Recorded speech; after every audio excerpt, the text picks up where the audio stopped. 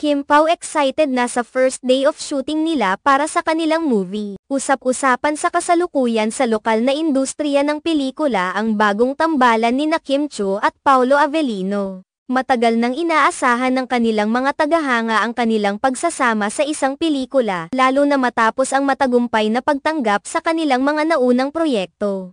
Ngunit ngayon, mukhang magiging realidad na ang kanilang pinapangarap na tambalan. Inanunsyo ng Star Cinema ang kanilang pinakabagong proyekto, isang romantikong komedya na pinamagatang, My Love Will Make You Disappear. Ang pelikulang ito ay inaasahang magbibigay ng kasiyahan at kilig sa mga manunood, sa pamamagitan ng mga kwento at sitwasyon na magdudulot ng tawanan at pagnanasa. Ang mga tagahanga ng dalawa ay talagang sabik na masaksihan ang kanilang chemistry sa malaking screen. Sa kanilang pagsasanib puwersa, tiyak na magbubukas ito ng bagong yugto sa kanilang karera at magbibigay saya sa kanilang mga taga-suporta.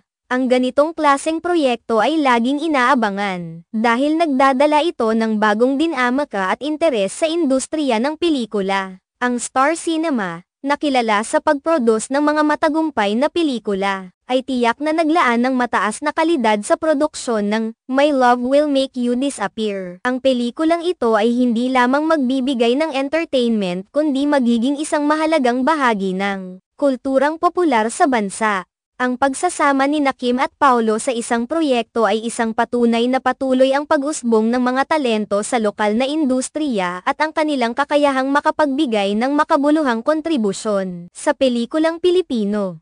Ang mga detalye tungkol sa pelikula, mula sa storyline hanggang sa iba pang aspeto ng produksyon, ay tiyak na magiging paksa ng interes at pag-uusap sa mga susunod na linggo. Ang bawat update at balita ukol sa proyekto ay siguradong aasahan ng mga tagahanga na may kasamang excitement at pag-asa na ang kanilang paboritong tambalan ay magbibigay ng isang pelikulang sulit. Panoorin.